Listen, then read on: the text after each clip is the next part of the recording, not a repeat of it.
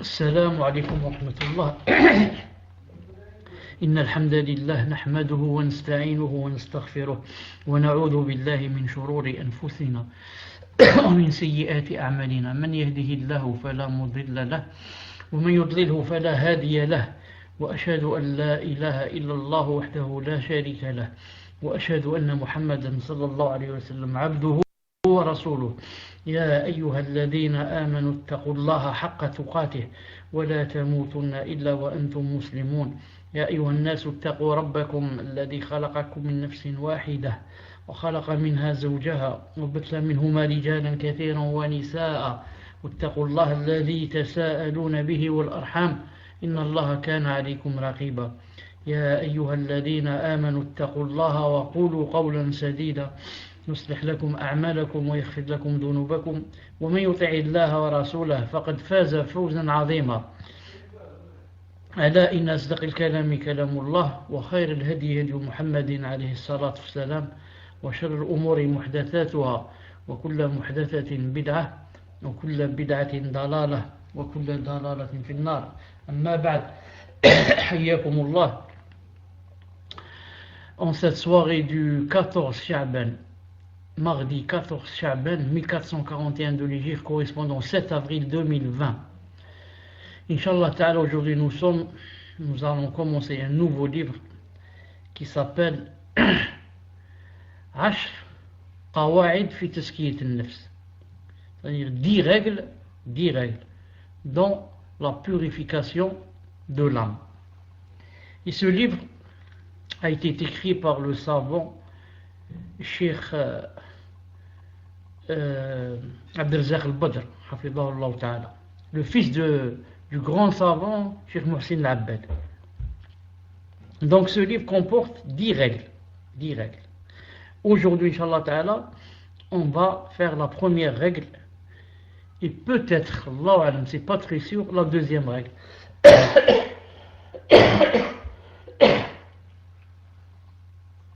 C'est pas très sûr. Surtout que la première règle que je vais vous lire maintenant, donc je vais traduire simultanément. C'est-à-dire il y a beaucoup de mots difficiles à traduire, bien sûr. Donc je vais faire mon possible pour donner au moins l'idée. Au moins l'idée, si ce n'est pas le mot lui-même, au moins faire arriver le message que veut faire arriver le cheikh. Donc, Bismillah ar-Rahman ar-Rahim. Une seconde, je cherche le livre. Une seconde. Non. Si jamais il y a quelque chose, prenez le micro. Non. Et dites-moi que j'ai perdu le micro. Très donc,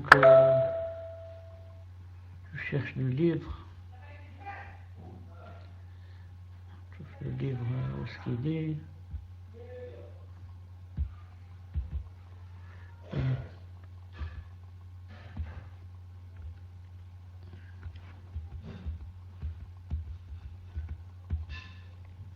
Donc le livre dit, dans l'introduction, Alhamdulillahi Rabbil Alamin, والصلاة والسلام على أشرف الأنبياء وخاتم المرسلين نبينا وقدوتنا وقرة أعيننا محمد بن عبد الله الهادي الأمين وعلى آله وصحبه أجمعين ومن سار على هديهم إلى يوم الدين. أما بعد il a dit فالنفس التي بين جنبي الإنسان أمر عظيم. L'âme qui se trouve entre les deux flancs, c'est-à-dire les deux côtés de l'homme et la femme, bien sûr. أمر عظيم. نعم. Son cas est vraiment important. وشأنه كبير. Et son affaire est vraiment grande. فقد أقسم الله عز وجل بعدد من مخلوقاته الكبار الدالة على عظمته عز وجل في سورة الشمس على النفس المفلحة. Donc Allah عز وجل, نعم, ce qui le cheikh veut prouver que النفس هذه l'âme a vraiment un statut très très très important. Il a dit que Allah subhanahu wa ta'ala a juré, فقد أقسم الله عز وجل بعدد من مخلوقاته الكبار. Il a juré sur certains nombres de ces grandes créatures qui sont la preuve de sa puissance Azza wa Jal. Il a juré في sourate Shams, dans la sourate du soleil Shams. Il a juré على النفس المفلحة. Donc il a juré sur l'âme la bienheureuse, وغير المفلحة, et la perdante, et aussi l'âme la perdante. Il y a la gagnante, il y a la perdante. فقال تعالى, donc il a cité que Allah subhanahu wa ta'ala a dit والشمس وضحاها والشمس وضحاها. Attendez, je vais chercher un peu en français. Donc والشمس وضحاها, c'est-à-dire par le soleil et par sa clarté. والشمس وضحاها. Donc il jure, Allah Azza wa Jal, par le soleil, et jure aussi par sa clarté. والنهار إذا جلها الشمس وضحاها, عفوا والشمس وضحاها والقمر إذا تلاها. Ensuite il jure et par la lune quand elle le suit, par la lune quand elle suit le soleil. والنهار إذا جلها, et par le jour quand il l'éclaire. والأرض وما طحاها, عفوا avant cela والسماء وما بناها. Bon, je ne sais pas où je suis, je répète والشمس وضحاها والقمر إذا تلاها والنهار إذا جلاها والليل إذا يغشاها, et par la nuit quand elle l'enveloppe. C'est le 4, verset numéro 4. Et par la nuit quand elle l'enveloppe. Non. Verset 5. والسماء وما بناها والسماء وما بناها, et par le ciel et celui qui l'a construit. والأرض وما طحاها, 6, et par la terre et celui qui l'a étendue. Ensuite là, c'est maintenant le plus important. وَنَفْسٍ وَمَا سَوَّاهَا. Après avoir juré par le soleil, par la lune, par la terre, par le ciel, par maintenant Allah Azza wa Jalla jure par l'âme, et par l'âme et celui qui l'a harmonieusement façonné. Et par l'âme et celui qui l'a harmonieusement façonné. فَأَلْهَمَهَا فُجُورَهَا وَتَقْوَاهَا. Il lui a alors inspiré son immoralité, c'est-à-dire à l'âme, il lui a inspiré son immoralité de même que sa piété. Donc toute âme, Allah Azza wa Jal lui a inspiré son immoralité et lui a inspiré aussi sa piété. Donc Allah Azza wa Jal nous a donné les deux, l'âme, et il nous a bien montré, il nous a dit attention à ce que vous vous penchiez du côté de son immoralité. Mais il faut que vous penchiez, que vous travaillez du côté de sa piété, sa pureté. C'est pour ça, il a dit juste après cela, il a dit قَدْ أَفْلَحَ مَنْ زَكَّاهَا, a réussi, certes, celui qui l'a purifié. وَقَدْ خَابَ مَنْ دَسَّاهَا, et est perdu, est devenu des perdants, certes, celui qui l'a corrompu. Donc, c'est très clair. Nafs, Allah Azza wa Jal, a juré par elle tellement elle est importante. Il nous a bien montré qu'il lui a donné deux choses. Il lui a inspiré son immoralité et il lui a inspiré sa piété. Ensuite, il a bien montré, il a dit a réussi, certes, celui qui l'a purifié. Donc, notre âme, on a un but envers elle, c'est quoi? De la purifier. Et si on la purifie, c'est que vraiment on a réussi. C'est Allah qui dit cela. Et si quelqu'un la délaisse, il délaisse son âme, elle la laisse comme ça, hein, elle fait ce qu'elle veut, alors il a dit, et est perdu, et rentre dans les perdants, certes celui qui la corrompt. La corrompre, c'est-à-dire ne pas la purifier. La corrompre, ne pas la purifier. Donc, tout revient à quoi? Tout revient à la personne elle-même. Est-ce que, elle a purifié son âme, ou bien elle a corrompu son âme. Si elle trouve qu'elle a purifié son âme, cette personne deviendra heureuse. Alhamdulillah, c'est Allah qui lui a dit, certes est heureux celui qui a purifié son âme. Si la personne a corrompu son âme, alors dans ce cas, elle ne se blâme qu'elle-même. Qu'elle ne dise pas c'est Allah subhanahu wa ta'ala qui m'a corrompu là. C'est toi qui t'es corrompu. C'est toi qui as corrompu ton âme. C'est toi qui n'a pas été sévère avec ton âme. Tu l'as laissé faire ce qu'elle veut. Tout ce qu'elle demande, tu lui donnes. Alors là, maintenant, elle est corrompue et toi, tu es corrompu. C'est un peu comme quelqu'un qui va rentrer dans... qu'Allah Ta'ala nous préserve, il va rentrer dans la drogue. Ça y est, ensuite, est-ce qu'il peut, après avoir corrompu son âme, est-ce qu'il peut sortir de la drogue? Il ne peut pas sortir. Sauf si vraiment, Allah Ta'ala lui donne une faveur. Là, son âme est corrompue, il ne demande que ça, il ne demande que ça, il peut... très difficile de sortir. المهم قوله الشيخ عبد الرزاق حفظه الله تعالى dit قوله عز وجل sa parole عز وجل قد أفلح من زكاها. نعم قد أفلح a réussi celui ou il a été heureux celui qui l'a purifié. Il a dit أصل الزكاة, la base du mot zakat, parce que le verset parle de la zakat, de la purification de l'âme. Il a dit la base de la purification, هي الزيادة في الخير. Zakat, c'est quoi? C'est ziyada, l'augmentation dans le bien. L'augmentation dans le bien. Ceux qui ont peur, par exemple, sortir la zakat de leur argent, on leur dit au contraire, plus vous sortez, et plus votre argent va augmenter bi'idhnillahi ta'ala, plus la baraka va descendre sur lui, plus il va un petit peu d'argent, ça va t'acheter beaucoup de choses. Et celui qui ne donne pas la zakat, il a des milliards, il n'achète rien. Et s'il achète quelque chose, ça se brûle, ça part en faillite, on lui vole tout, on lui brûle tout, et comme ça. والمراد بالآية هنا أن من سعى في تزكية نفسه وإصلاحها وسموها بالاستكثار من الطاعات والخيرات والابتعاد عن الشرور والسيئات تحقق فلاحه.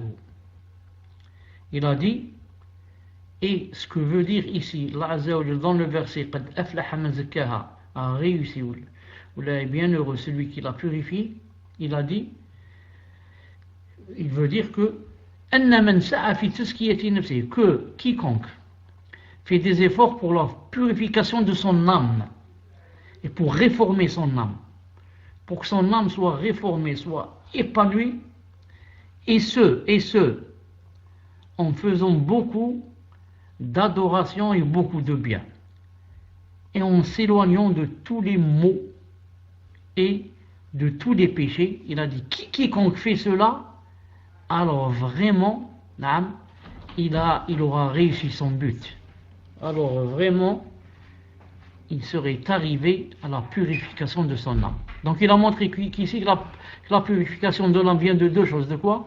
De faire beaucoup de ta'at, faire beaucoup d'adoration et faire beaucoup de bien. Et s'éloigner de tous les maux, tout ce qui est mal, tout ce qui est péché. Tout ce qui contient colère d'Allah Azza wa Jalla. Si on fait ces deux-là, la personne peut vraiment se vanter d'avoir, Inch'Allah Ta'ala, réussi et atteint son but. Pourquoi il faut joindre entre les deux? Ça ne marche pas d'un seul côté. On ne peut pas, par exemple, faire beaucoup de bien, faire beaucoup d'adoration, mais en même temps, ne pas s'arrêter de faire des péchés. Je fais beaucoup d'adoration, je jeûne, alhamdoulilah, je prie la nuit, mais je suis toujours avec la drogue, entre parenthèses. Ça ne sert à rien. Je fais beaucoup de ta'at, je fais beaucoup d'adoration, mais je suis toujours avec l'alcool. Toujours. Toujours avec les fréquentations, les mauvaises fréquentations. Et je jeûne beaucoup. Et ça existe beaucoup ce genre, mouchkila. Mouchkila, il y a beaucoup de musulmans qui sont comme ça. Quand il commence à te raconter ce qu'il fait, tu t'étonnes. Il jeûne plus que toi, il jeûne 13, 14, 15, il jeûne lundi, jeudi, Ashura, prière de la nuit. Mais quand on va te dire quels sont les défauts qu'il a, tu vas dire non, c'est pas vrai. Tu dis, Wallah al-Azim qu'il a tel et tel défaut, je le connais très bien. Cette personne, Wallah al-Azim, je la connais mieux que toi. Elle vend de la drogue. Allahu Akbar. Cette personne, oui, cette personne, c'est mon voisin. Je le connais très bien. La ilaha illallah. La ilaha illallah. Donc, ce qu'il faut, c'est les deux. De même que tu fais des efforts pour faire le bien, tous les efforts doivent être joints pour s'éloigner du mal. S'éloigner du mal. قوله تعالى. Ensuite, sa parole Azza wa Jal. وقد خاب من دساها. قد خاب fait partie des perdants, celui qui la corrompt, celui qui corrompt son âme, celui qui corrompt son nafs. Il a dit aslu tadsiya, la base de la corruption de l'âme, huwa al-ikhfa, aslu tadsiya. التدسية, qu'est-ce que ça veut dire ici? Il a dit قد خاب من دساها. التدسية, qu'est-ce que ça veut dire la corruption ici? Il a dit l'ikhfa, le fait de cacher. Cacher. Qu'est-ce qu'on a caché ici? Qu'est-ce qu'on cache? Il a dit فالعاصي قد أخفى نفسه الكريمة بفعل الآثام. نعم. Donc la corruption, c'est la base de la corruption, c'est quoi? C'est le fait de cacher. Et celui qui fait des péchés, où est le fait de cacher? Qu'est-ce qu'il cache ici? Qu'est-ce qu'il cache? Il fait les péchés devant tout le monde. Il a caché quoi? Il a caché son nafs, son âme, naam, al-karima. Allah subhanahu wa ta'ala nous a donné une âme, masha'Allah, naam. Et lui, à force de faire des péchés, son âme, al-karima, yani qui est masha'Allah, khlas, il l'a caché, elle n'est plus masha'Allah. On ne la voit plus, yani comme elle devrait être à la base pieuse, rien. On ne voit de son âme que côté négatif. Donc, toute personne qui fait des péchés, en fait, qu'est-ce qu'elle fait? Elle cache la nature de la chose, la nature de l'âme. Allah subhanahu wa ta'ala nous a créé yani, dans la prédisposition naturelle. نعم. كل مخلوق خلق يعني على الفطرة. Mais regardez cette personne, subhanallah al-azim, elle a yani, une nefs de shaitan. Pourquoi? Où est son nefs la vraie? Elle a été cachée. Cachée par quoi? Par yani, le fait de faire beaucoup de péchés. نعم. إذن قد أخفى نفسه الكريمة بفعل الآثام وطمرها بالرذائل والخسائس. Et maintenant il l'a rempli de choses viles et de bassesse. وقمعها نعم. Il l'a يعني خلاص, il l'a mis sous ses pieds. قمعها وأهلكها بفعل العيوب. Et il l'a jeté dans la perdition, son âme. À force de faire quoi? À force de faire des péchés. À force, il l'a rempli de défauts. حتى صارت نفسا دنيئة وضيعة منحطة. Jusqu'à ce qu'elle soit devenue une âme yani, vile, basse, vraiment basse, yani, qui n'a aucune valeur. واستحقت بذلك الخيبة. Et par conséquent, elle mérite quoi? Elle mérite yani, le khayba, elle mérite le khusran, elle mérite yani, la perdition, elle mérite yani, la perte, elle mérite que maintenant elle n'a plus de valeur, Non. Subhanallah al-Azim, c'est un peu comme un moule. Non. On va t'acheter de la pâte à modeler et on te dit fais quelque chose avec cette pâte. Cela dépend ce que tu vas faire. Non. Cela dépend. Comme tu peux mouler quelque chose de bien, tu peux aussi faire quelque chose de très mauvais. Non. C'est un peu aussi comme l'enfant. Non. On prend deux enfants jumeaux.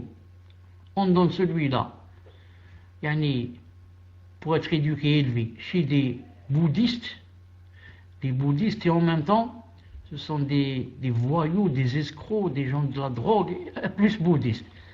Et on donne le deuxième jumeau, on le donne à un couple musulman. Et le père, l'homme, le couple est un savant dans la religion. Et son épouse fait partie vraiment des da'iyat, Et on va voir après quelques années, on va chez le bouddhiste, on lui dit, oui, le jumeau, on voudrait voir qu'est-ce qu'il devient. Et maintenant, il doit avoir 15 ans, qu'est-ce qu'il devient. Et on va voir chez le musulman, on lui dit, ramène le jumeau, on va voir qu'est-ce qu'il devient. On va trouver le fils, peut-être, de celui qui est chez le musulman. Déjà, il commence à donner les doros. Déjà, il va au mosquée, il donne des cours. Non. Et il jeûne, et Allah barak, il sadaqa. On va trouver l'autre, celui qui était chez les bouddhistes, dans la perdition totale. Dans la perdition totale, tout jeune qu'il est. Non. الشيخ دي حفظه الله تعالى فالنفوس الشريفة لا ترضى من الأشياء إلا بأعلاها. النفس l'âme, نعم الشريفة, celle qui est honorable et honorée, elle ne se permet pas, il n'accepte pas, il n'accepte des choses que يعني, de ce qui a يعني, des choses de valeur. وأفضلها, il n'aime que les meilleures choses aussi. وأحمدها عاقبة, il n'aime que les choses aussi qui ont les meilleures fins, les meilleurs avenirs. نعم. Contrairement aux nufus الدنيئة, quant aux âmes viles et basses, تحول حول الدناءات, elles tournent toujours et gravitent autour des bassesses, نعم, autour des péchés, autour des choses qui sont viles. وتقع عليها كما يقع الذباب على الأقدار. Et يعني, ces âmes viles qui gravitent autour des choses qui sont mal et autour des péchés, gravitent et tombent, et tombent sur elles, tombent sur les mauvaises choses, comme tombent ici, dit c'est pas les abeilles, les mouches, comme tombent les mouches sur les souillures. Et donc les mauvaises choses, les mauvaises âmes tournent autour des mauvaises choses, gravitent autour d'elles et tombent sur les souillures. فالنفس الشريفة العالية لا ترضى بالظلم. L'âme, quand elle est vraiment يعني, pure, elle est haute et hautaine, elle n'accepte pas l'injustice, n'aime pas le ظلم. ولا بالفواحش, ni n'accepte les turpitudes. ولا بالسرقة, elle n'accepte pas le vol ou le khiyana. Le fait de le khiyana, par exemple, je te laisse une amana, ensuite je te dis rends-moi la amana, tu me dis on me l'a prise. Enfin, le khiyana, alors que c'est pas vrai. Tu es un kha'in. Pourquoi elle n'accepte pas ces choses-là? Parce qu'elle est plus grande que cela. Cette âme est plus grande que ces choses-là. Elle ne descend pas dans les bassesses. Elle ne descend pas en bas. Non, elle ne descend pas. Une seconde, je vois ce qui se passe dans le paltok. Si le hala rahim leha. Paltok, qu'est-ce que vous m'entendez? Vous m'entendez? Il n'y a rien de spécial. Aïe, alhamdoulilah. Sinon, prenez-moi le micro. Prenez le micro. Non. Il a dit والنفس المهينة الحقيرة الخاسسة بالضد من ذلك. Quant à l'âme vile et basse et corrompue, elle est à l'opposé de ce qu'on vient de dire. فكل نفس تميل إلى ما يناسبها ويشاكلها. Il a dit chaque âme penche vers ce qui lui ressemble et ce qui lui convient.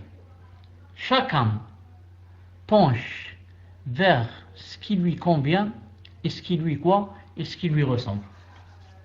Non. Vous avez remarqué que les gens aiment même se ressembler, même dans l'apparence.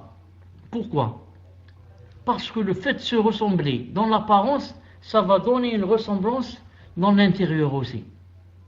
Non. Donc il y a des gens, par exemple, si telle star s'est coupé ses cheveux de telle façon, alors eux, il faudrait que tous ils se coupent de la même façon. Même si cette façon, pour nous paraît par exemple horrible, pour eux non. Ça paraît yani, vraiment beau, vraiment beau. Non. Comme nous, autrefois, on riait de nous quand on mettait ce qu'on appelle yani, le pantalon au-dessus des chevilles. Non. Maintenant, c'est la mode. Plus que les chevilles, jusqu'à la moitié du tibia. Ma'alish, parce que X et Y des chanteurs et des chanteuses s'habillent comme ça maintenant. Mais si c'est la religion qui dit ça, non. Là c'est pas bien. Non. Mais si c'est tel chanteur qui dit ça, oui. On va faire comme lui. On va faire comme lui. Non. Et les gens, au point, ils sont devenus des singes. Des singes. C'est le singe qui imite. Non. Imite sans savoir pourquoi. Non. Au point, subhanallah, moi je m'étonne. Par exemple, la plupart maintenant, chez nous, chez vous, je ne sais pas, chez nous, la plupart des jeunes mettent des casquettes. Subhanallah. Et la casquette Moussiba, la casquette a une visière. Une visière, c'est quelque chose qui vient devant à cause du soleil, pour que ça ne tape pas les yeux. Alors, le soleil va s'arrêter au niveau de la visière. Mais la visière Moussiba, ils la mettent soit à droite, soit à gauche, soit derrière. Mais quand tu demandes, Saha, la casquette c'est à cause du soleil, d'accord, à cause du soleil. Mais pourquoi tu mets la visière à droite ou à gauche ou derrière, tout à fait derrière? Normalement la visière c'est devant, ni à droite ni à gauche. Il sait pas, enfin il sait pas, lui il connaît la réponse, c'est parce que X, je ne sais pas, le chanteur ou le footballeur ou là, met sa casquette de cette façon. Donc vous voyez l'imitation aveugle, billah, aveugle. Si on lui dit, pourquoi tu n'imites pas Mohammed Ibn Abdillah alayhi salatu salam, non seulement yani, tu vas être parmi les plus heureux, mais encore il sera la cause pour te faire entrer au paradis. Il sera la cause pour que Allah subhanahu wa ta'ala t'aime. Il n'est pas intéressé. Il te dit, femme, il n'est pas intéressé. المهم حسبنا الله ونعم الوكيل والله المستعان الله المستعان نعم الله المستعان. Le cheikh dit حفظه الله تعالى ولما كانت تزكية النفس بهذه الأهمية et puisque la purification de l'âme a ce grand statut et ces grandes valeurs et cette grande valeur وجب على كل مسلم ناصح لنفسه. Donc ça devient obligatoire pour chaque musulman qui aime la nasiha pour lui-même أن يعنى بها عناية فائقة, que vraiment il s'occupe de son âme d'une grande occupation.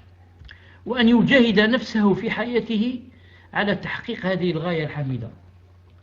Et il doit faire le djihad de son âme dans sa vie pour qu'il arrive à ce but. Qui est la purification de l'âme. ليفلح في دنياه وأخراه, pour qu'il soit bien heureux dans cette vie et dans l'au-delà. وينعم بالسعادة الحقيقية. Et enfin pour que il goûte à la vraie saada. Naam, saada c'est le bonheur, qu'il goûte vraiment au vrai bonheur et au grand bonheur. فإن للنفس على المسلم حقا. Notre âme, l'âme, a sur nous les musulmans, elle a un droit. كما قال رسول الله صلى الله عليه وسلم, comme a dit le prophète صلى الله عليه وسلم. Qu'est-ce qu'il a dit? Il a dit وإن لنفسك عليك حقا. Et ton âme a un droit sur toi. Et ton âme a un droit, ou bien quelques droits sur toi.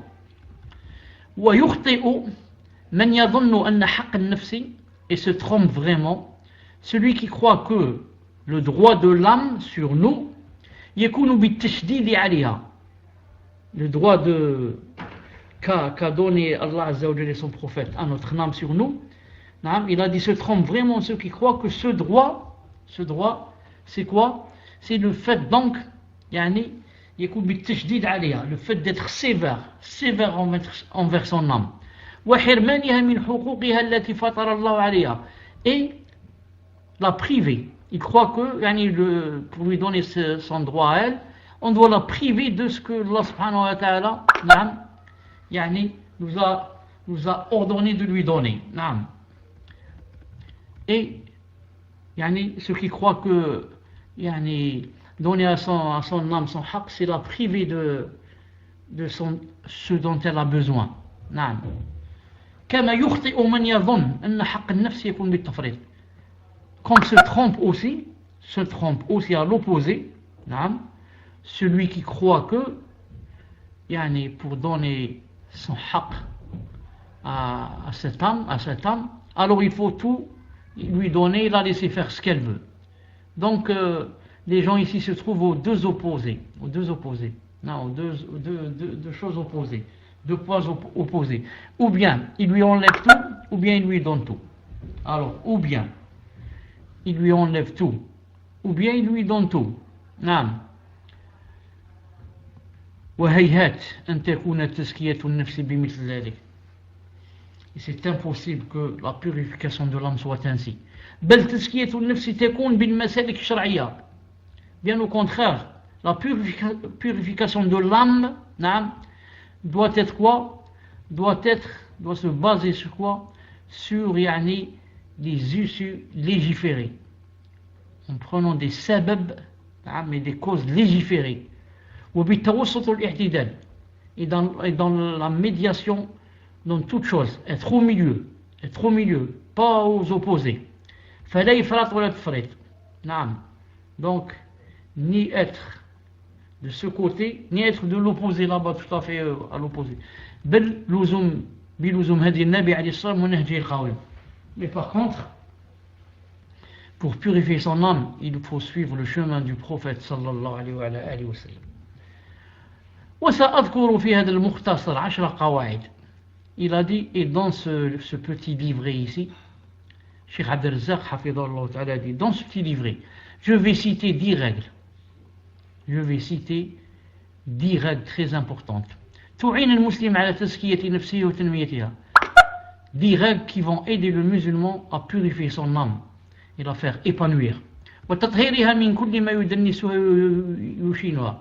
Et qui va purifier son âme de tout ce qui peut la salir. Et l'avilir.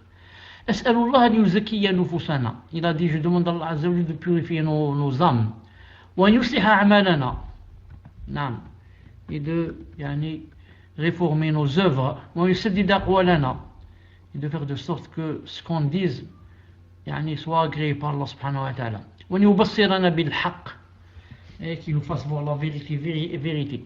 Wa yarzuqana ittiba'ah. Et qui nous fasse suivre la vérité. Et qui nous guide vers les meilleurs des comportements et des œuvres. Et qu'il éloigne de nous tout ce qui est mauvais. Et que subhanahu wa ta'ala nous éloigne des fitna. Ce qui est apparent et ce qui est caché. Wa sallallahu ala nabiyyina Muhammad wa ala alihi wa sallam.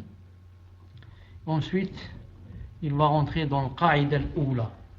Le qaïda al-oula. Donc le qaïda al-oula, la première, qui est, Inch'Allah ta'ala, la première donc qaïda pour la purification de l'âme, s'appelle, il l'a appelé Cheikh At-Tawhid Aslu ma tazku bihi nufus. At-Tawhid Aslu ma tazku bihi nufus. C'est-à-dire que l'unicité, tawhid, l'unicité. Il a dit asl, mais il a dit c'est la base de toute purification de l'âme. Donc le titre c'est quoi? C'est il n'y a pas de purification d'âme avant quoi? Avant le tawhid. Si quelqu'un a appris le tawhid, Inch'Allah ta'ala, il va vraiment purifier son âme. Si quelqu'un a négligé le tawhid, si quelqu'un est toujours dans le shirk, quelqu'un fait toujours le shirk, vraiment son âme a besoin de purification. Vraiment besoin de purification. C'est le Cheikh a dit. بسم الله الرحمن الرحيم. إن التوحيد هو الغاية. إن التوحيد هو الغاية التي من أجلها خلقنا الله. Une seconde, je voudrais vous demander une chose, les admins. Est-ce que vous entendez de temps en temps des choses il y a des notifications qui... Vous entendez ou pas? Voilà, c'est seulement moi qui entends. Tfadal. Le tawhid est le fondement sur lequel les âmes se purifient. Il a dit, Cheikh a dit, maintenant...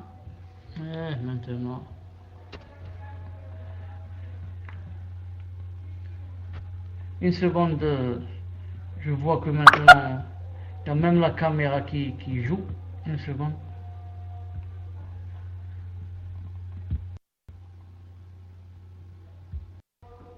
Assalamu alaikum, on continue, vous m'entendez, Inch'Allah. La base. Aïe, alhamdoulilah. Maintenant, il n'y a plus de problème, Inch'Allah ta'ala.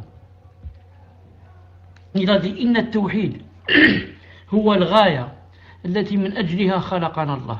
Cheikh a dit, hafidallahu ta'ala, l'unicité, tawhid, huwa al-ghaya, c'est le but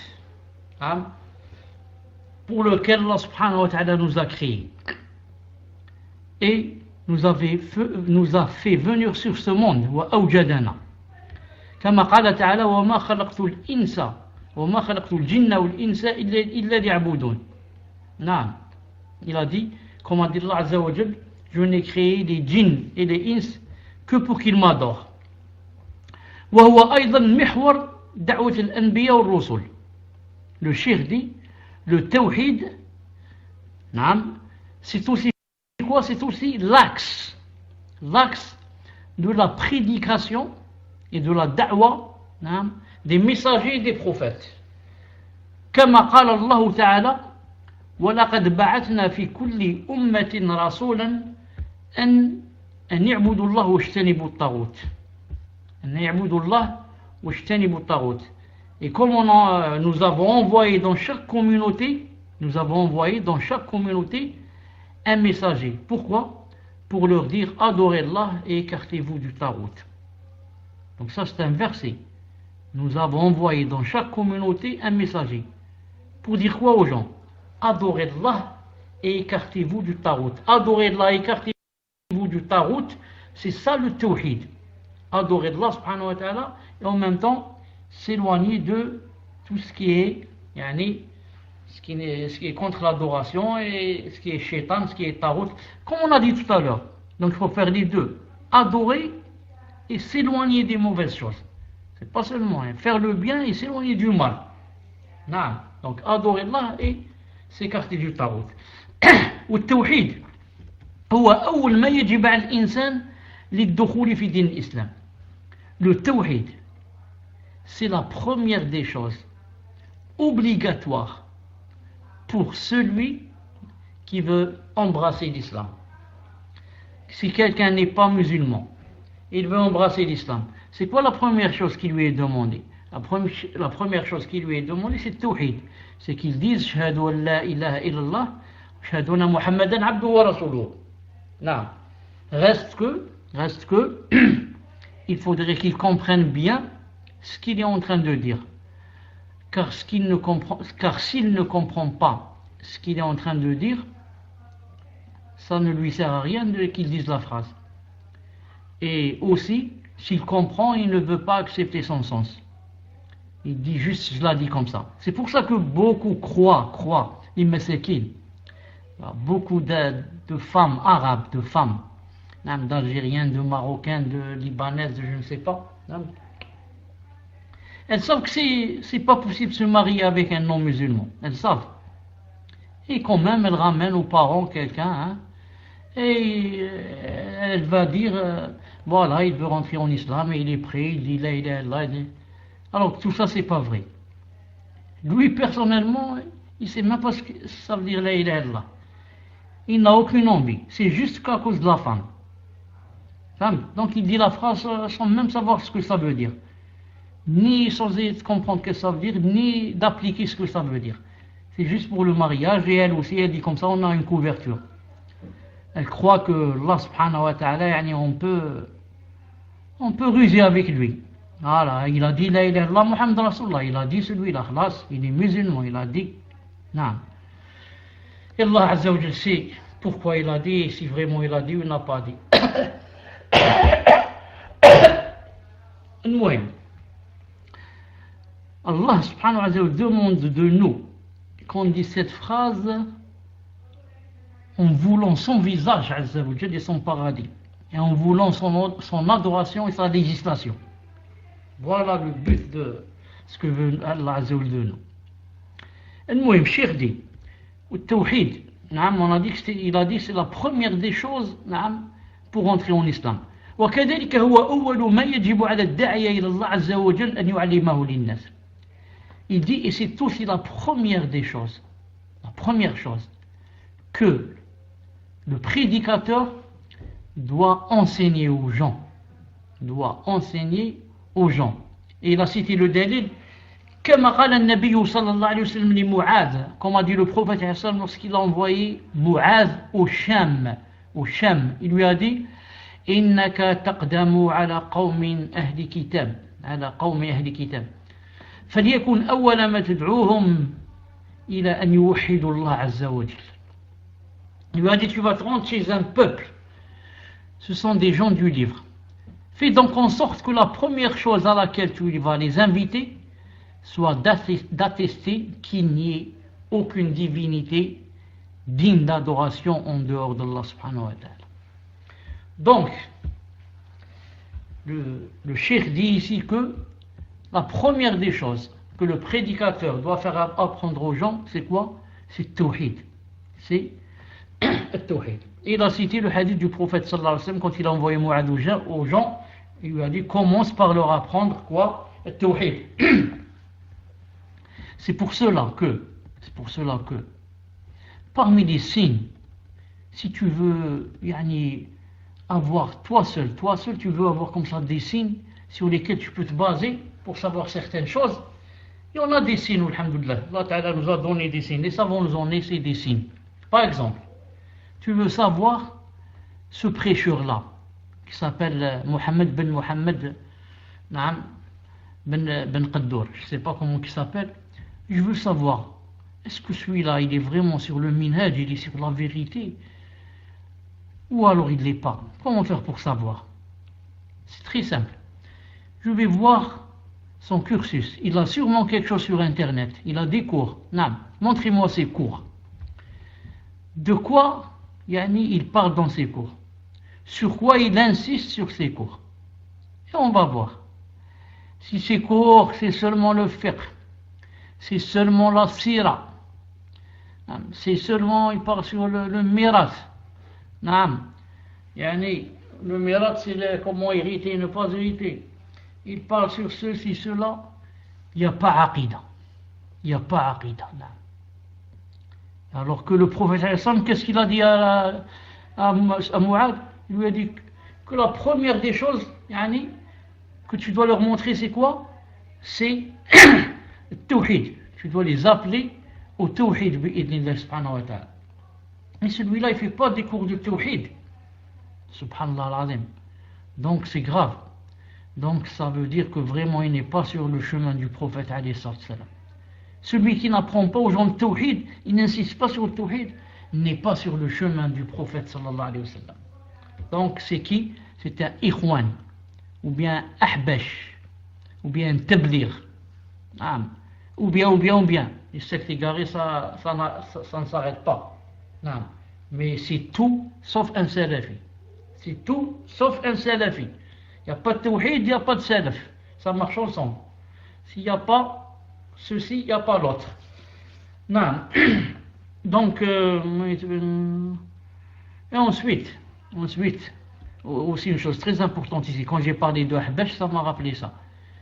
Et maintenant, il est possible, je rentre chez quelqu'un, je vois dans ses cours, c'est plein de tawhid. Tawhid. Oh, masha'Allah. Mais quel tawhid? Le tawhid dont on parlait les salaf, tawhid al-rububiyya ou l'uluhiyya ou bien l'ilahiyya, les deux c'est juste. Ou l'asma ou sifat, ou bien tawhid ce qui a été inventé par les takfiris, tawhid al-hakimiyya et tawhid je ne sais quoi. Il n'y a pas de tawhid al-hakimiyya tout seul. Le tawhid de al-hakimiyya, il n'y a pas. Il se trouve dans le tawhid al-rububiyya. Et certains l'ont mis aussi dans le tawhid al-uluhiyya. Parce que c'est nous qui devons juger avec les lois d'Allah. Mais un tawhid tout seul, comme ça, yani, mustaqil, tawhid al-hakimiyya, il n'y a pas chez les salafs, tout seul. Donc attention, c'est quoi ce tawhid? C'est pas le tawhid des salafs. Ou bien je vais voir le tawhid des ahbash et des asha'ira. Le tawhid comme quoi Allah n'est pas deux. Voilà le vrai tawhid pour eux. Allah est un seul, un. Le contraire, 2, 3, 4. Allah, ce n'est ni 2 ni 3, c'est 4, c'est un. Toi tu dis qu'Allah est un seul. Oui. Alors alhamdoulilah, toi tu es vrai, tu es un mouahid. Tu as dit Allah est un. Il n'en est pas deux. Et tawhid des noms, des attributs. Ah non, ça il n'y a pas. Il n'y a pas. Vous allez dire Allah a deux mains, Allah a ceci. Ah non, non. On n'accepte pas ça. Alors tu vas trouver que c'est vraiment très grave ce qu'ils disent. Vraiment, vraiment très grave. Si on ne va pas parler qu'Allah a les mains, qu'Allah a les deux pieds, qu'Allah a les yeux, qu'Allah... Et pourquoi donc il a dit dans le Coran qu'il avait ses attributs? Pourquoi il a dit? Et pourquoi son prophète islam nous a appris ça? Et pourquoi les sahaba nous ont appris ça? Pourquoi les grands ulama nous apprennent ça? Si c'était pas vrai, si c'était faux. Non. En tout cas, quand Allah Ta'ala veut du bien à quelqu'un, il le fait tomber dans une bonne compagnie. Il le fait tomber chez quelqu'un que Allah Subhanahu wa Ta'ala lui-même aime. Et cette personne que Allah Ta'ala aime sera la cause pour la guider de l'autre personne. Et si Allah Ta'ala ne veut pas à quelqu'un du bien, il le laisse tomber chez de très mauvaises gens qui vont lui apprendre le takfir. Et qui vont lui apprendre tout ce qui est faux dans la aqida. Tout ce qui est faux. Il y a des choses très graves dans la aqida qui sont vraiment fausses. Et on va les lui apprendre. Comme quoi, par exemple, tout cet univers, plus nous, tous, on est Allah. Ce qu'on appelle l'unicité de l'univers. Nous, on apprend aux gens l'unicité d'Allah. Et eux, ils leur apprennent l'unicité de l'univers. Ça veut dire nous tous, avec les animaux, les montagnes, les étoiles, Allah, tout, on est associés. On fait une seule chose, on est Allah. Ça existe. Il y a des gens qui jusqu'à présent parlent ainsi, ils disent comme ça, des petits neveux de Wahdat al-Wujud. Muhyiddin ibn Arabi, il a cliqué. نعم سيدي مساني البسطامي القنوي il a cliqué. نعم qui disent que Pharaon connaissait Allah mieux que Moussa alayhi salam. Pharaon ira au paradis et Moussa ira en enfer. نعم والعياذ بالله qu'Allah nous préserve. المهم quand Allah Ta'ala veut du bien à quelqu'un, il le fait tomber. Il le fait tomber entre des gens, chez des gens qui connaissent bien le kitab ou connaissent bien le tawhid, connaissent bien le din. Ça veut dire que Allah Ta'ala l'a vraiment aidé. C'est pour ça dans le hadith authentique, quand Allah aime quelqu'un, qu'est-ce qu'il lui fait? Yufaqihu fi din. Il lui a fait apprendre la religion comme il se doit. Bi'idhnillah subhanahu wa ta'ala. Ensuite, le Cheikh a dit وقد توعد الله الذين لا يزكون أنفسهم بالتوحيد والإيمان بالعذاب الشديد. Il a dit Allah subhanahu wa ta'ala a averti et menacé que ceux qui ne font pas des efforts pour faire la purification de leur âme avec le tawhid. Il a dit cela, il les a menacés d'un grand châtiment qui les attend Yawm al-Qiyamah. Et ce, lorsque Allah Ta'ala a dit wa waylun lil mushrikin, et malheur aux associateurs. Qui les associateurs? Qui sont-ils? الذين لا يؤتون الزكاة وهم بالآخرة هم كافرون. Et malheur aux associateurs qui ne s'acquittent pas de la zakat et ne croient pas en l'au-delà.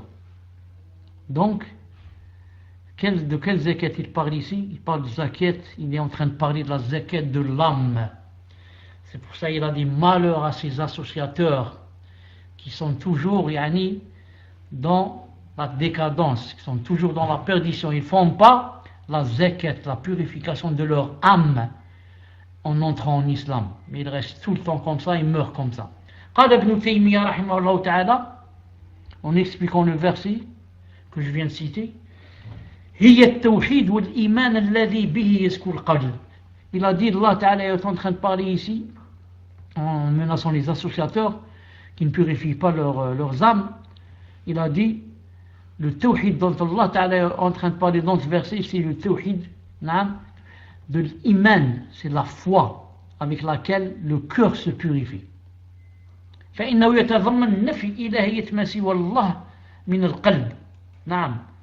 Ce tawhid et cette purification dont Allah subhanahu wa ta'ala est en train de parler, cela comprend la négation de la divinité de ce qui est en dehors d'Allah, du cœur, de façon à ce qu'il ne reste dans le cœur que l'affirmation de la divinité d'Allah. Non. Et ce qui est contraire à cela, tout cela, c'est jeté à l'extérieur. Non. وقال ابن القيم رحمه الله تعالى قال أكثر المفسرين من السلف, la plupart des exégètes des salaf ومن بعدهم, et après eux, ont dit هي التوحيد. Ils ont dit la zakat dont Allah Ta'ala est en train de parler ici en menaçant les associateurs. Il a dit c'est Allah Ta'ala en train de parler du tawhid. La zakat ici c'est la phrase la ilaha illallah, car c'est avec la ilaha illallah que le cœur se purifie et s'épanouit bi'idnillahi ta'ala. نعم. Ensuite il a dit وكما أن التوحيد هو أصل ما تزكو به النفوس وتطهر. Il a dit, et comme le tawhid c'est la base de la purification des âmes et de leurs vertus, نعم, فإن الشرك هو أشد ما يدنس النفوس ويفتك بها. De même, l'associationnisme c'est le pire qui puisse profaner l'âme, la salir et la souiller. Donc, si une personne, qu'est-ce qu'elle a? Ou bien elle a dans le cœur tawhid et la purification, ou bien elle a le contraire. Ou bien ça ne marche pas les deux. Donc, si maintenant il a le tawhid dans le cœur, ça va lui purifier son âme et le rendre le plus heureux ici dans l'au-delà.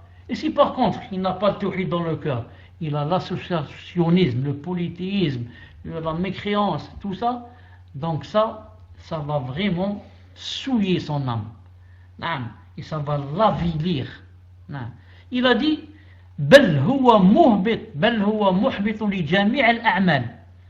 Pire encore, il a dit l'associationnisme, ça fait descendre et ça fait annuler toutes les œuvres.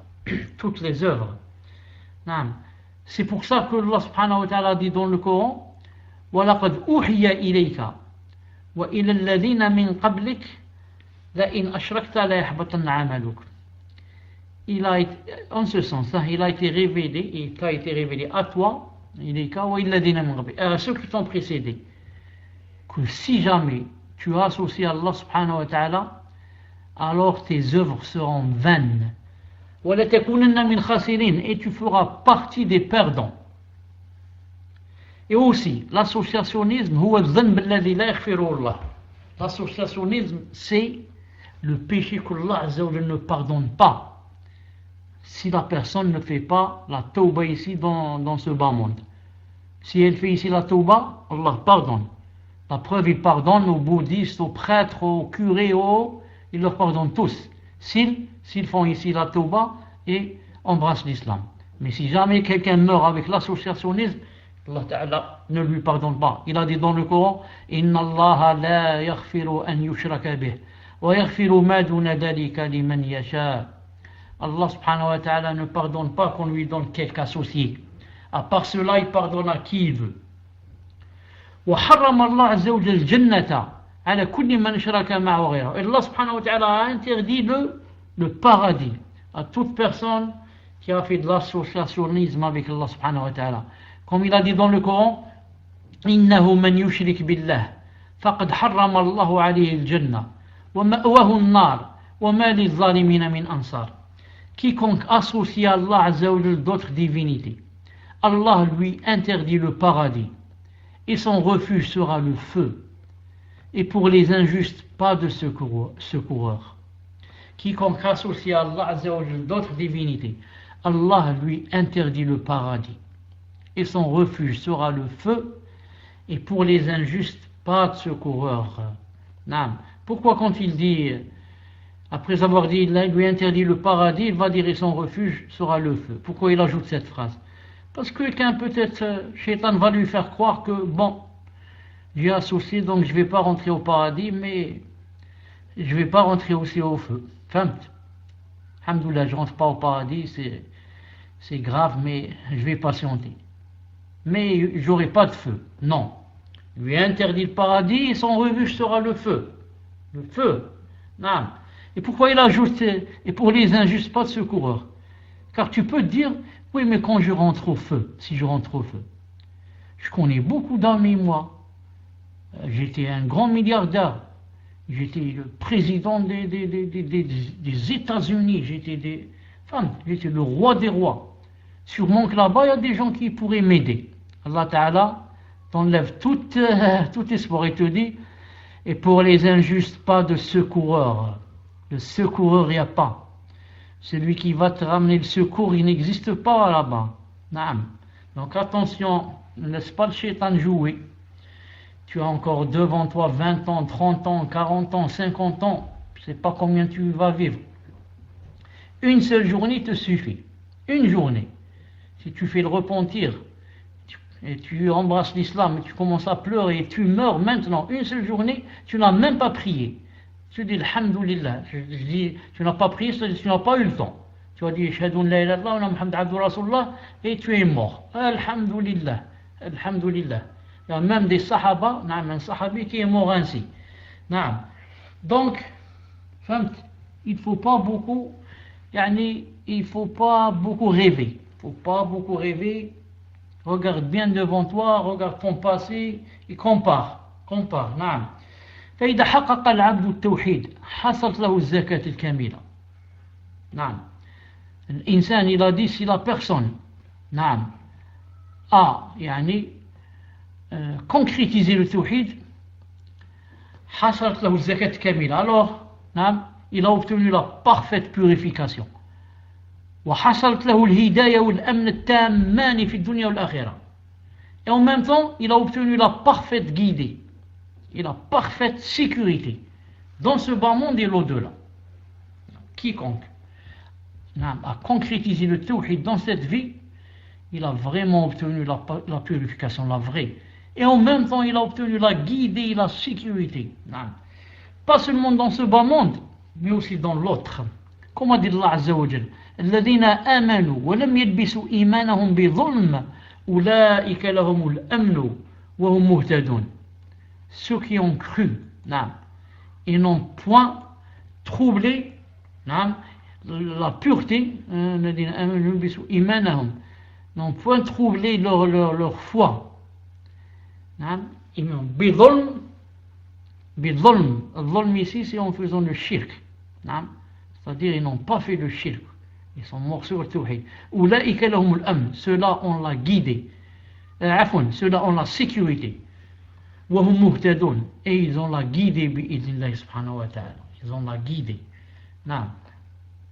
Donc toute personne qui a cru en Allah subhanahu wa ta'ala et en même temps a concrétisé le tawhid et n'a pas entaché son tawhid avec le shirk et l'associationnisme, le polythéisme, ces gens-là ont la sécurité, ils et ils ont la guidée dans ce bas monde et dans l'au-delà. Ici, ils ont la guidée, ils n'ont pas peur. Ils ont la sécurité, ils n'ont pas peur, bi'idhnillahi ta'ala. Naam. Et ils n'auront pas peur là-bas, et c'est surtout là-bas qu'on aura peur. Ils n'auront pas peur quand ils vont rencontrer Allah ta'ala. Naam. Mais ceux qui sont morts, mouchriks, ceux qui sont morts mécréants, ceux qui sont morts pas musulmans, comment qu'ils vont rencontrer Allah ta'ala? Qu'est-ce qu'ils vont lui dire? Comment vont-ils répondre? Non. Lorsqu'il va leur dire: oh mes serviteurs, ya ibadi, moi je vous ai créé. Non. Vous avez profité de tous mes bienfaits. Vous avez vécu sur ma terre. Non. Je vous faisais tomber de la pluie du ciel. Vous avez mangé les différents fruits qui puissent exister, les différentes sortes de viande et de poissons. Vous avez les vêtements, les meilleurs vêtements, vous les mettez en cuir, en ceci, en cela. Vous avez de l'argent, vous avez des maisons, des villas, des palais, des meilleures voitures, Je vous avais demandé seulement de m'adorer, seulement. Et encore, si vous m'aviez adoré, c'est pas pour moi, c'est pour vous. Moi, à la preuve, vous m'avez pas adoré. Et vous êtes là avec moi en face de moi. Est-ce que j'ai perdu quelque chose? Je n'ai rien perdu, c'est vous qui avez tout perdu. Vous avez perdu le paradis. Vous avez perdu le paradis. Vous ne savez pas ce que c'est le paradis. Vous ne savez pas, non. Vous ne savez pas. Subhanallah.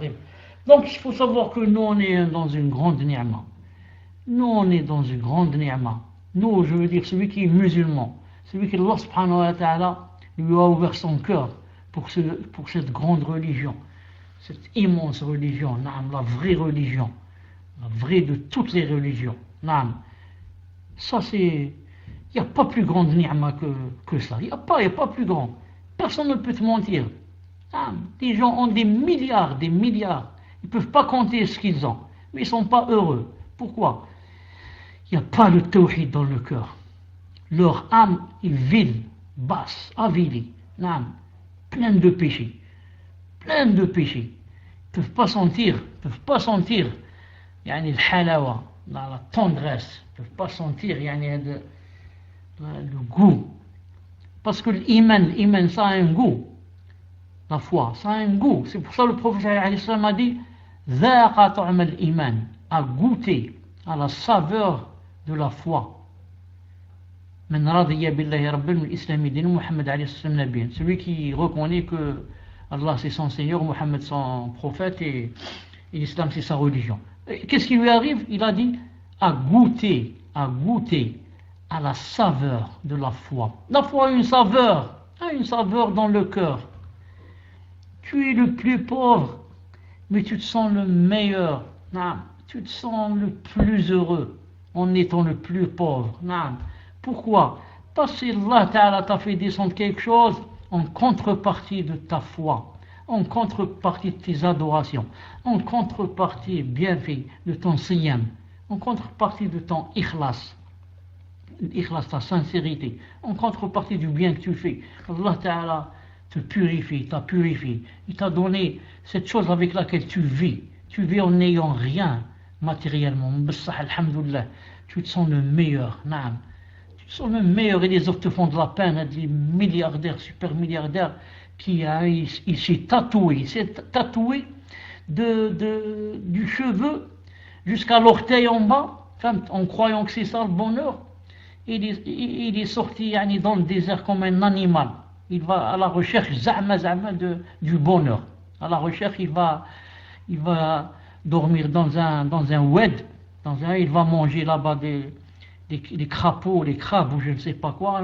Et il dit c'est ça le bonheur. Moi j'ai trouvé le bonheur, alhamdoulilah. Il n'y a pas plus heureux que moi, il va fumer une cigarette de hashish. C'est ça le bonheur.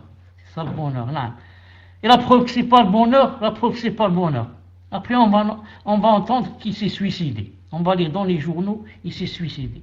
Et pourquoi? Il avait des milliards, il disait je suis heureux. Jamais tu ne peux être heureux sans connaître le tawhid. Jamais tu ne peux être heureux si tu n'es pas musulman. Jamais tu ne le seras. Tu ne sentiras le bonheur. Jamais tu le sentiras. C'est un bonheur éphémère, fugace. Fugace et éphémère, ça veut dire il passe très vite. D'une journée, 2 journées, ensuite ça part. Tu as le cœur qui pleure, un cœur en sanglots, le cœur triste, l'angoisse, la boule dans le cœur, la boule, à cause du shirk. Il n'y a pas de tawhid, il n'y a pas de sunnah. Allah al-Azim, tu mourras comme un chien si tu ne reviens pas vers Allah subhanahu wa ta'ala qui t'a créé et tu ne demandes pas de revenir. Si tu demandes de revenir, il te fera revenir vers lui. Allah subhanahu wa ta'ala, il n'y a pas quelqu'un qui aime celui qui se trompe et qui revient vers lui. Il n'y a pas quelqu'un qui aime ça plus que Allah subhanahu wa ta'ala. Il aime les repentants et ceux qui se repentent. Ensuite, il a dit ici فلا زكاة للنفس إلا بتحقيق التوحيد. Il n'y a pas de zakat pour l'âme sauf en faisant le tawhid. وإفراد الله عز وجل بعبادة. Et يعني donner l'adoration à Allah subhanahu wa ta'ala lui seul. Comme il a dit dans le Coran, ألا لله الدين الخالص. ألا لله الدين الخالص. C'est à Allah qu'appartient la religion pure. نعم. Il a dit ولا زكاة للنفس إلا بتخليصها من الشرك بجميع أنواعه. Et aucune âme ne peut atteindre la tazkiya de l'âme, de son âme, إلا بتخليصها من الشرك, sauf en l'éloignant du shirk, de l'associationnisme, بجميع أنواعه, avec toutes ses formes, le shirk et toutes ses formes, وتخليصها من كل ما يناقض التوحيد ويضعفه, et en l'éloignant de tout ce qui affaiblit le tawhid, et en éloignant cette âme de tout ce qui affaiblit le tawhid. Voilà, Inch'Allah ta'ala, pour donc la première règle, c'était ça. Donc c'est quoi la première règle qu'on doit retenir? C'est que il n'y a pas de bonheur sans la purification de l'âme. Et il n'y a pas purification de l'âme sans tawhid. Donc ça marche ensemble. Il n'y a pas de bonheur si tu ne fais pas des efforts pour purifier ton âme. Si tu laisses ton âme comme ça, c'est elle qui va te commander. C'est elle qui va avoir le dessus et c'est elle qui fera de toi ce qu'elle voudra. Elle te fera marcher à la baguette. Donc moi je ne dois pas la laisser faire comme ça. Donc moi je dois avoir le dessus sur elle. Comment vais-je faire? Je vais l'attacher avec des liens? Je ne peux pas. Je vais la bloquer avec le tawhid. Je vais lui apprendre le tawhid. Dans ce cas, elle va se purifier et elle va être matée. Comme on mate un cheval. Un cheval, si on ramène un cheval sauvage, personne ne pourra monter dessus. Mais après l'avoir maté, il devient comme un chat, bi'idhnillahi ta'ala. Voilà, Inch'Allah ta'ala, on se rencontre après Salat al-Isha pour des questions sur le sujet. سبحانك اللهم وبحمدك اشهد ان لا اله الا انت استغفرك واتوب اليك. السلام عليكم ورحمه الله وبركاته. Donc bismillah walhamdulillah wassalatu wassalam ala rasulillah. Première question, Cheikh. Quel est le mieux pour purifier son âme pendant le Ramadan? Lire le Coran en entier tout le mois ou bien apprendre et réviser les sourates? Jazakumullahu khayran. Salam alaikum, vous m'entendez? Alhamdulillah. Donc je n'ai rien entendu si tu as parlé ou tu n'as pas parlé, ni que j'ai entendu la question. Deuxièmement, quand je rentre dans le salon et je dis je suis prêt, ça ne veut pas dire que vous coupez le verset au milieu, vous l'arrêtez. Vous laissez le verset terminé, même s'il est long, on l'attend. Ensuite, vous descendez, vous me donnez le micro, Inch'Allah ta'ala. Donc je dis ici en face de moi, quel est le mieux pour purifier son âme pendant le Ramadan? Lire le Coran en entier tout le mois ou bien apprendre et réviser Sourate. Il n'y a pas quelque chose dans la Sunna ou dans le Coran qui dise que le mieux pour le Ramadan c'est ceci ou cela. Chaque personne, c'est d'après ce qu'elle ressent. Certains trouvent beaucoup de saveur dans le Coran à apprendre par exemple. Donc j'apprends le Coran pendant le Ramadan. D'autres non. Tu te dis c'est très difficile d'apprendre le Coran pendant le Ramadan. Moi je préfère lire, c'est tout. Alors il lit. D'autres disent, même la lecture, ça, c'est beaucoup pour moi. Je préfère lire le tafsir. Pendant le Coran, je profite, j'apprends le tafsir de plusieurs sourates. Et comme ça. Donc il n'y a pas quelque chose, on va dire, qui est standard. On va dire à tout le monde, écoutez, pendant le Coran, pendant le Ramadan, délaissez tout, apprenez seulement le Coran, ou bien lisez seulement le tafsir, ou bien. Cela dépend, yani, de la personne, de ses penchants, de son temps vide, et comme ça. Comme ça disent les savants. C'est pour ça qu'ils disent que c'est pas vrai, pour ceux qui disent que les salafs, pendant le Coran, le Ramadan, ne lisaient que le Coran. Ils disent c'est pas vrai. Ils lisaient aussi le fiqh, ils lisaient la aqida, ils lisaient ça. Non. Donc, al-muhim, que la personne, craigne Allah subhanahu wa ta'ala au maximum, surtout pendant le Ramadan, et qu'elle fasse des efforts pour lire le Coran et s'investir dans la religion en général. Naam, tfaddal. Naam, Cheikh. Et là, est-ce que vous m'entendez, Cheikh? Alhamdulillah. Donc, deuxième question, Cheikh. Comment apprendre le tawhid? Et avez-vous le nom d'un livre d'un savant qui traite le sujet pour les débutants? Barakallahu fikum.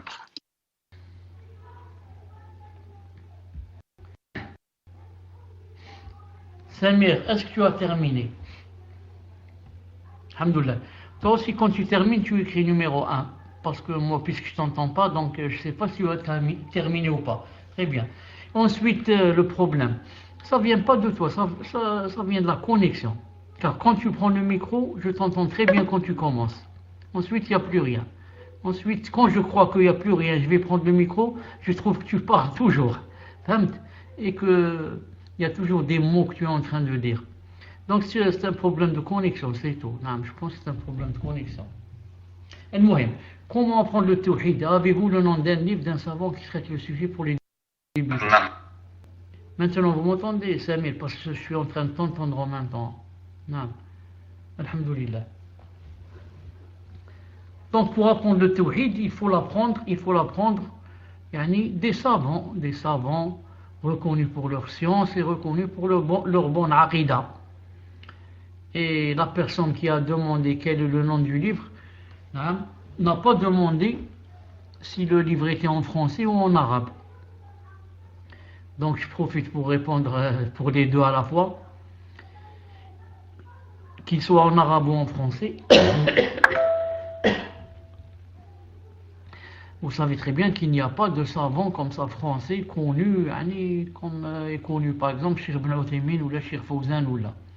C'est pour ça donc que tous les livres sont en arabe. Reste que, alhamdoulilah, beaucoup de ces livres sont traduits. Beaucoup de ces livres sont traduits. Samir, je suis en train de t'écouter en même temps. Comment tu as pu prendre le micro en même temps? Parce que je parle et de temps en temps, je t'entends parler. Non. Alhamdoulilah. Donc, je sais pas d'où vient le problème, peut-être le paltok. Adib ce soir. Non. Donc, il faut voir quoi? Il faut voir les livres des grands savants, les livres de Cheikh Fawzan, les livres de Cheikh Ibn Uthaymin, qui ont été traduits en arabe, de Cheikh Mohammed ibn Abdul Wahhab. Ces livres-là, qui ont été traduits en français, il faut se baser sur eux. Il faut voir, parce que tous les livres, les meilleurs livres dans le tawhid et la aqida, alhamdoulilah, vous avez cette faveur qu'ils ont été traduits en français. Il faut prendre juste une bonne maison d'édition aussi. Non. Moi, les maisons d'édition, je ne les connais pas beaucoup, parce que beaucoup me demandent est-ce qu'elle est fiable, elle n'est pas fiable. Wallah al-Adim, je ne sais pas. Allah Azza wa Jalla m'a donné cette faveur de connaître l'arabe. Quand quelqu'un connaît l'arabe, là, je n'ai plus besoin de français. Donc, il faut faire vous aussi beaucoup d'efforts pour apprendre l'arabe. Ensuite, vous allez vous détacher de cette langue où beaucoup vont fourrer leur nez pour falsifier les choses. Donc, alhamdoulilah, faites-vous aussi des efforts pour apprendre l'arabe, Inch'Allah. Ensuite, il n'y aura plus quelqu'un qui pourra vous berner, bi'idhnillah ta'ala. Naam, tfaddal. Naam, Cheikh, jazakumullah khairan. Et je me permets, Cheikh, pour les gens qui veulent apprendre tawhid, il y a des cours dans le site à Cheikh qu'il a donné en français. des cours dans la Aqidah, dans l'Usul Thalatha, etc. Il y a énormément de cours dans la Aqidah, dans le Tawhid. Troisième question. Cheikh, vous avez parlé du Tarout. De quoi s'agit-il? En fait, le mot Tarout, ça vient du verbe tara. Tara, yatra. C'est un Tarout. Tara, ça veut dire qu'il a dépassé les limites. Et il n'y a pas plus de dépassement de limites comme quand on dépasse les limites dans le kufr et dans l'éloignement du tawhid. Donc, فمن يؤمن بالله فيكفر بالطاغوت ويؤمن بالله. Donc, tarout, c'est tout ce qui a dépassé les limites et surtout il y a dépassé les limites dans la religion. Non, dans le kufr et dans l'insan c'est vraiment éloigné d'Allah subhanahu wa ta'ala. C'est pour ça que beaucoup disent que le tarout aussi c'est le shaitan. Parce qu'il n'y a pas quelqu'un qui a dépassé les limites comme le shaitan. Il a même défié Allah Azza wa Jal. Donc tout ce qui est dépassement des limites dans une chose, on dit qu'est-ce qu'il a fait? Il a tara yatra. Il est devenu tarout. Donc tarout c'est, disons, l'incarnation du mal en toute chose. C'est pas comme croient les tekfiri que le tarout c'est seulement celui qui ne juge pas avec les lois d'Allah. Il dit celui-là c'est le tarout. Et les autres donc ne sont pas des tarout, c'est seulement celui qui ne juge pas. Vous jugez avec les lois d'Allah, vous les takfiri, vous jugez. Vous connaissez vous Allah subhanahu wa ta'ala d'abord, vous le connaissez même pas. Non. Entre parenthèses, j'entends toujours avec les notifications. Est-ce que vous entendez avec moi quand ça vient de temps en temps? Il y a toujours des notifications. Donc ça, je vais les enlever, Inch'Allah ta'ala. Je vais voir comment les enlever. Tfadal pour une autre question. Naam, Cheikh, quatrième question. Cheikh, vous avez dit dans le cours qu'il ne fallait pas être sévère avec notre âme et ne pas la priver de ce qu'Allah nous a donné. Comment pouvons-nous réussir à discipliner notre âme tout en restant dans le juste milieu? Jazakumullahu khayran pour vos cours. Justement, ce qu'il faut c'est être juste au milieu. Ni tout lui donner, ni la priver de tout. La priver de tout c'est contraire à la sharia. Et tout lui donner c'est contraire à la sharia.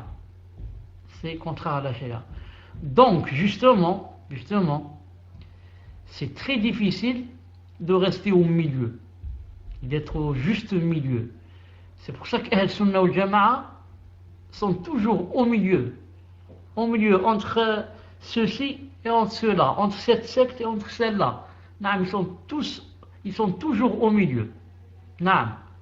Ni par exemple ils ne combattent les gouvernants comme font les takfiri, ni ils adorent les gouvernants comme font les rawafid qui font des gouverneurs, ils font d'eux des muqaddasin, ils les adorent.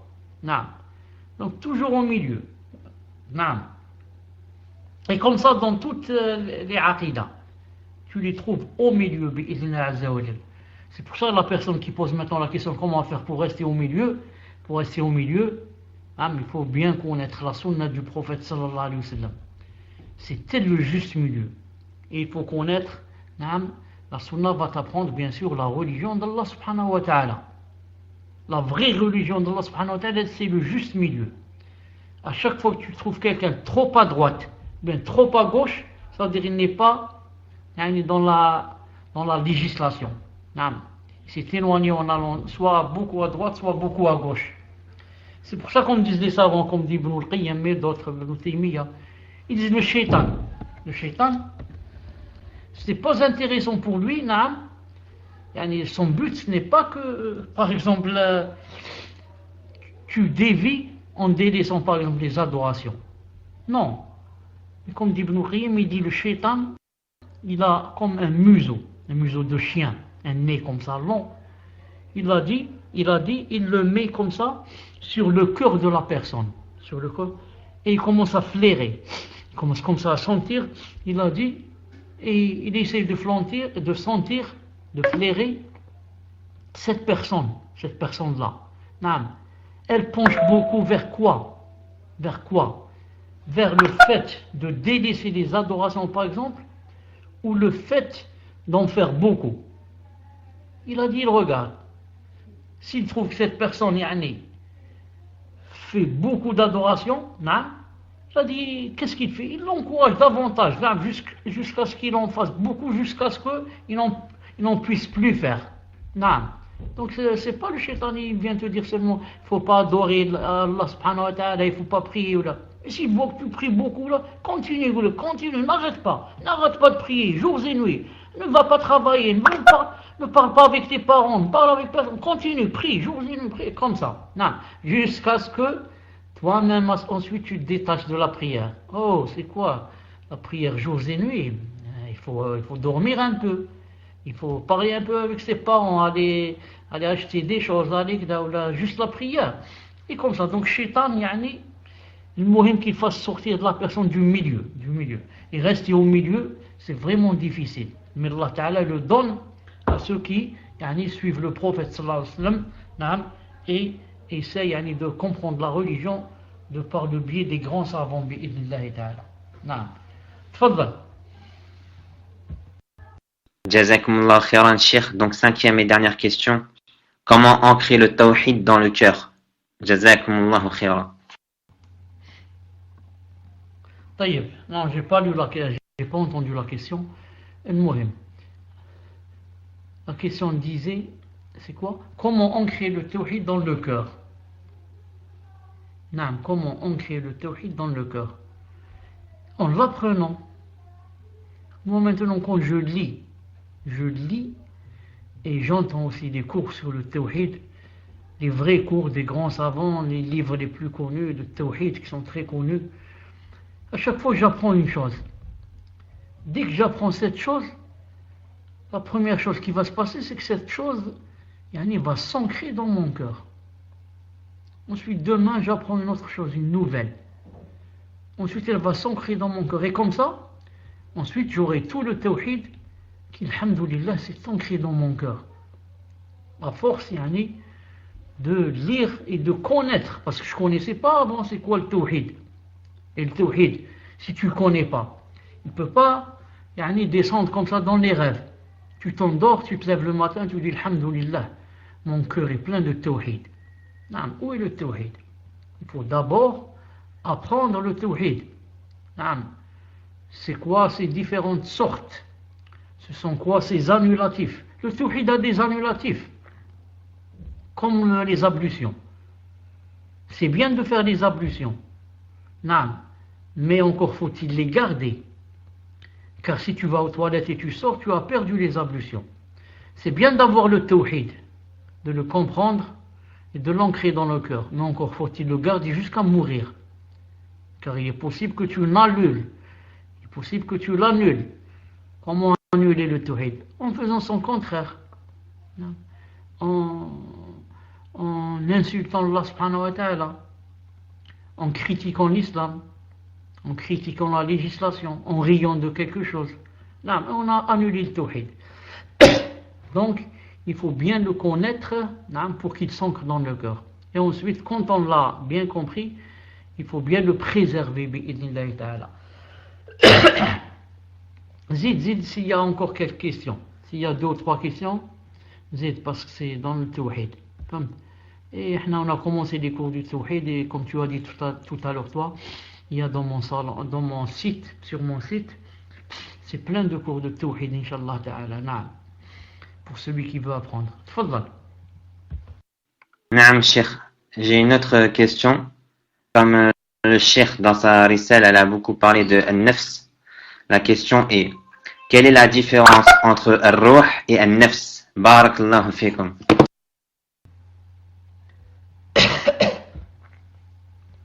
Connaître la différence entre ruh et nafs rentre dans la science qui ne fait pas profitable, qui n'est pas profitable, et dans l'ignorance et le jahl qui n'est pas nuisible. C'est-à-dire que, moi je vais vous dire la différence maintenant, mais avant de vous dire cela, celui qui connaît la différence, il ne va pas gagner et dire Alhamdulillah, moi je connais, l'autre il ne connaît pas. Et celui qui ne connaît pas la différence entre les deux, il ne va rien perdre. Il ne va pas dire ah, moi j'ai perdu, je ne connais pas la différence. Mais c'est toujours quelque chose qui rentre dans la science. Non. Donc, d'antan, depuis des siècles et des siècles, les savants divergent. C'est quoi la différence entre ruh et entre nafs? Au point où chacun a donné sa différence, mais il n'y a rien, puisqu'il n'y a pas quelque chose du prophète sallallahu alayhi wa sallam, ni dans le Coran, donc il n'y a rien à 100% d'explicite. Mais, pour faire la différence entre les deux, on va dire que Ar-Ruh, c'est nafs avec laquelle on vit. Non. S'il n'y a plus de ruh dans notre corps, on va mourir. Non. Alors que nafs,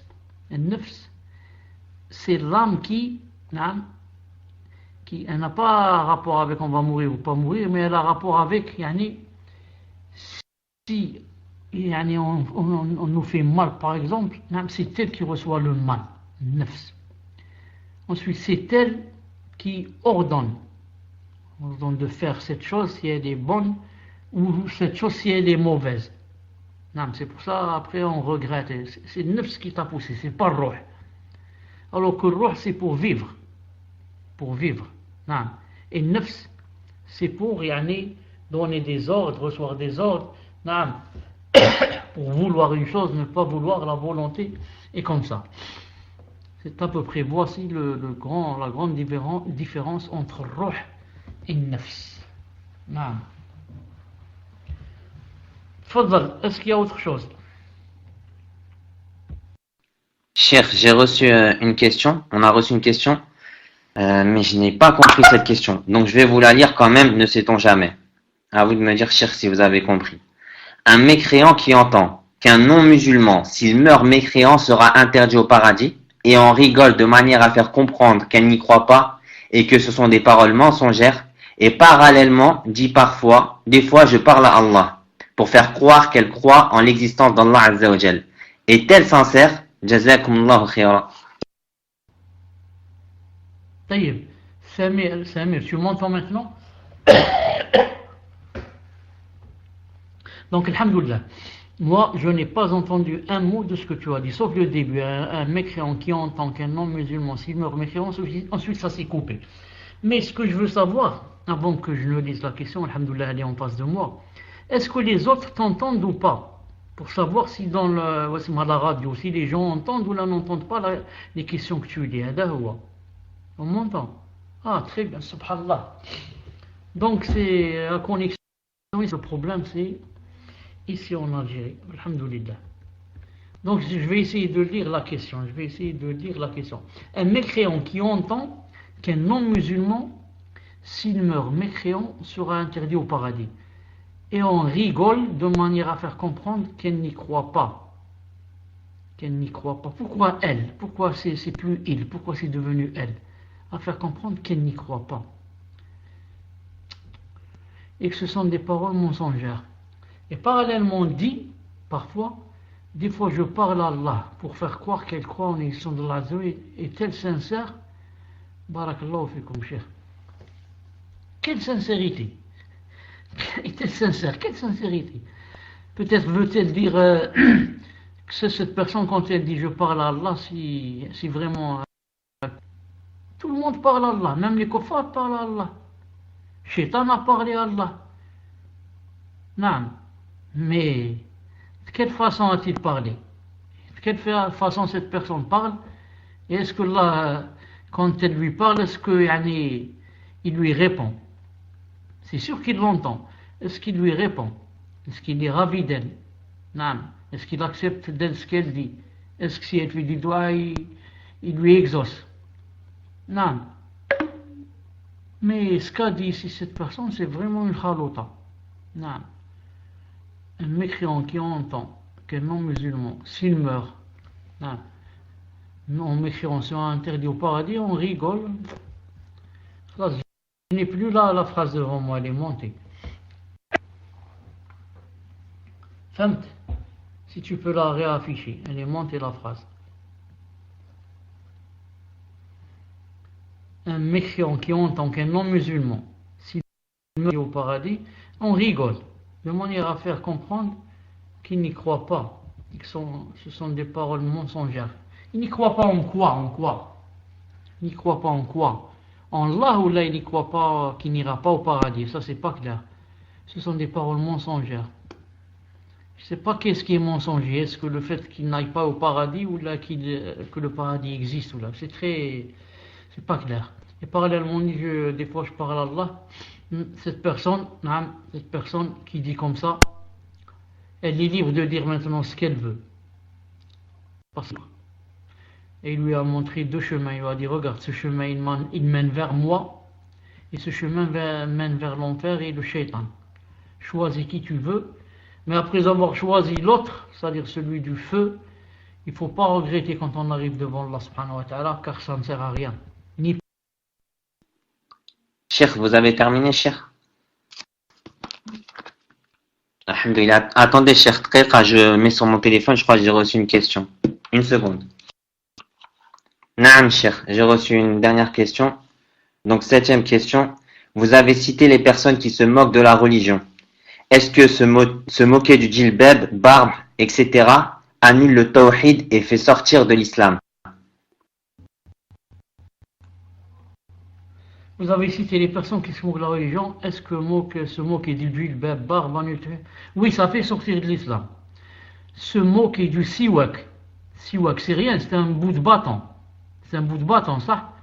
Si quelqu'un va dire, c'est quoi ce bout de bâton? C'est de la khorti, c'est de ceci.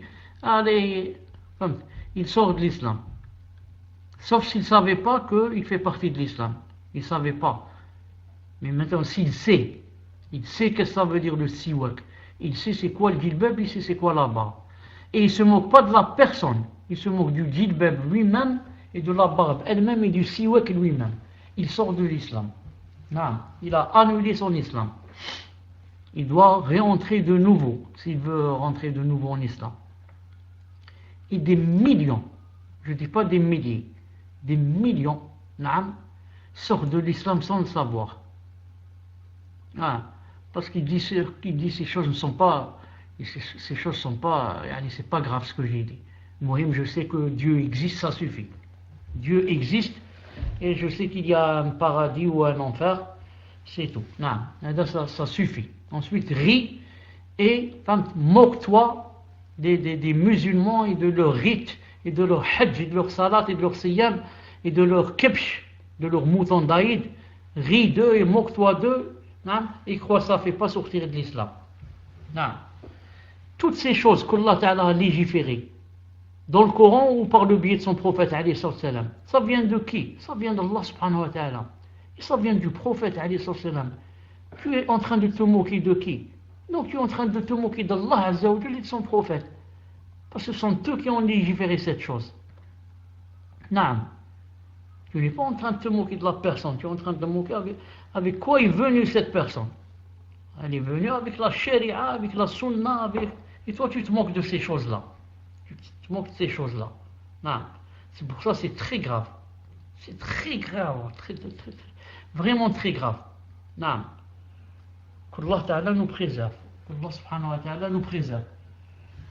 Certains savants ont dit, regarde, quand tu dis que le prophète sallallahu alayhi wa sallam était quelqu'un qui urinait, non. Normalement, c'est pas grave. Parce que même dans le Coran, c'est cité que les messagers allaient aux toilettes, comme c'est cité dans le Coran que tous les êtres humains vont aux toilettes. Mais qu'est-ce que tu veux dire par là? Tu veux dire que le prophète sallam urinait. Non. Qu'est-ce que tu veux dire par là? Si tu veux te moquer, ça veut dire que tu es sorti de l'islam. Mais si tu veux dire que c'est un être humain comme nous, il va aux toilettes et il vomit et il urine. Non. Dans ce cas, c'est accepté. Mais si tu veux dire que c'est quelqu'un qui urine, qu'est-ce que tu veux dire par là? Pour faire rire les gens, qu'est-ce que tu veux dire il urine? Donc attention, tu peux sortir de l'islam. Non. Donc, voilà, quel est ton but avec cette phrase? Avec cette phrase. Pourquoi tu as choisi le prophète alayhi salam? Pourquoi tu ne parles pas de toi? Toi, tu urines jours et nuits, tu urines sur toi. Jusqu'à présent, tu urines sur toi. Plusieurs fois, tu te réveilles avec des couches. Pourquoi tu ne parles pas de toi? Non. تفضل. Naam, Cheikh, jazakumullah khairan. Nous avons plus de questions, Cheikh. C'était la dernière question. Donc, barakallahu fikum, Cheikh, d'avoir pris le temps de nous enseigner toutes ces choses bénéfiques et profitables. Jazakumullah khairan, Cheikh, barakallahu fikum wa fi ilmikum. Est-ce que vous m'entendez à votre tour? Moi, je ne vous entends pas. Alhamdulillah. Donc, c'est dommage qu'il n'y ait plus de questions. C'est dans la aqida. Moi, j'aime beaucoup parler dans la aqida. قدر الله ما شاء فعل. De toute façon, les cours ont commencé. Donc, à bientôt, Inch'Allah ta'ala. Subhanak Allahumma bihamdik. أشهد أن لا إله إلا أنت أستغفرك وأتوب إليك. السلام عليكم ورحمة الله وبركاته.